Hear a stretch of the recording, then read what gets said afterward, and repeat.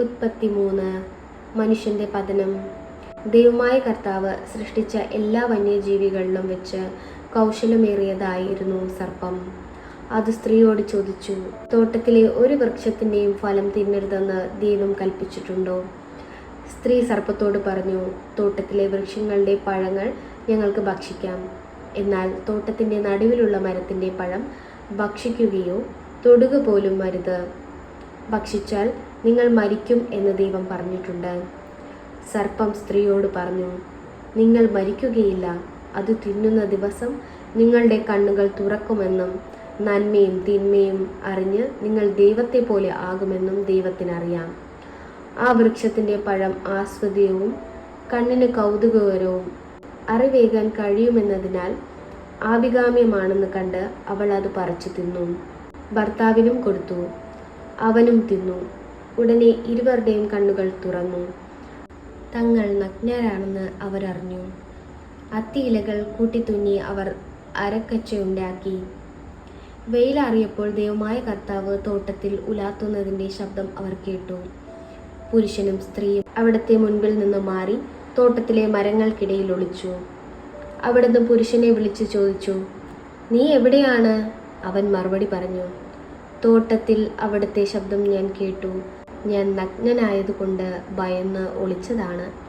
അവിടുന്ന് ചോദിച്ചു, നീ നഗ്നനാണെന്ന് നിന്നോട് ആര് പറഞ്ഞു?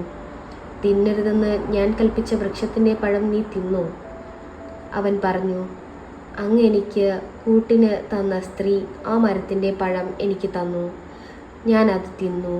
ദൈവമായ കർത്താവ് സ്ത്രീയോട് ചോദിച്ചു, നീ എന്താണ് ഈ ചെയ്തത്? അവൾ പറഞ്ഞു, സർപ്പം എന്നെ വഞ്ചിച്ചു, ഞാൻ ആ പഴം തിന്നു. ശിക്ഷയും വാഗ്ദാനവും.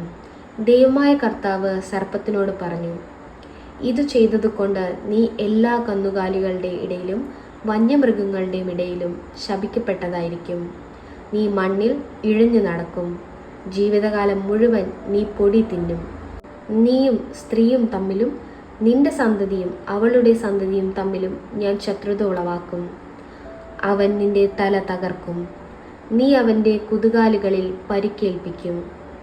അവിടുന്ന് സ്ത്രീയോട് പറഞ്ഞു, നിന്റെ ഗർഭാരിഷ്ടതകൾ ഞാൻ വർദ്ധിപ്പിക്കും. നീ വേദനയോടെ കുഞ്ഞുങ്ങളെ പ്രസവിക്കും. എങ്കിലും നിനക്ക് ഭർത്താവിൽ അഭിലാഷമുണ്ടായിരിക്കും, അവൻ നിന്നെ ഭരിക്കുകയും ചെയ്യും. ആദത്തോട് അവിടുന്ന് പറഞ്ഞു, തിന്നരുതെന്ന് ഞാൻ പറഞ്ഞ പഴം സ്ത്രീയുടെ വാക്ക് കേട്ട് നീ തിന്നതുകൊണ്ട് നീ മൂലം മണ്ണ് ശപിക്കപ്പെട്ടതായിരിക്കും. ആയുഷ്കാലം മുഴുവൻ കഠിനാധ്വാനം കൊണ്ട് നീ അതിൽ നിന്ന് കാലയാപനം ചെയ്യും.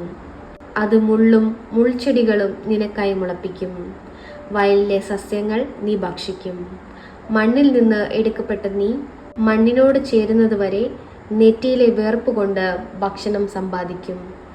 നീ പൊടിയാണ്, പൊടിയിലേക്ക് തന്നെ നീ മടങ്ങും. ആദം ഭാര്യയെ ഹവ്വ എന്ന് വിളിച്ചു, കാരണം അവൾ ജീവനുള്ളവരുടെ എല്ലാ മാതാവാണ്. ദൈവമായ കർത്താവ് തോലുകൊണ്ട് ഉടയുണ്ടാക്കി ആദത്തെയും അവൻ്റെ ഭാര്യയും ധരിപ്പിച്ചു. അനന്തരം അവിടുന്ന് പറഞ്ഞു, മനുഷ്യനിതാ നിത്യ നന്മയും തിന്മയും അറിഞ്ഞ് നമ്മിലൊരുവനെ പോലെയായിത്തീർന്നിരിക്കുന്നു. ഇനി അവൻ കൈ നീട്ടി ജീവന്റെ വൃക്ഷത്തിൽ നിന്നുകൂടി പറിച്ചു തിന്ന് അമർത്യനാകാൻ ഇടയാകരുത്. കർത്താവ് അവരെ ഏദൻ തോട്ടത്തിൽ നിന്ന് പുറത്താക്കി മണ്ണിൽ നിന്നെടുത്ത മനുഷ്യനെ മണ്ണിനോട് മല്ലിടാൻ വിട്ടു. മനുഷ്യനെ പുറത്താക്കിയ ശേഷം ജീവന്റെ വൃക്ഷത്തിലേക്കുള്ള വഴി കാക്കാൻ ഏദൻ തോട്ടത്തിന്റെ കിഴക്ക് അവിടുന്ന് കെരൂമ്പുകളെ കാവൽ നിർത്തി. എല്ലാ വശത്തേക്കും കറങ്ങുന്നതും തീ ജ്വലിക്കുന്നതുമായ ഒരു വാൾ അവിടുന്ന് സ്ഥാപിച്ചു. ദൈവവചനമാണ് നാം കേട്ടത്. നമുക്ക് ദൈവത്തെ സ്തുതിക്കാം.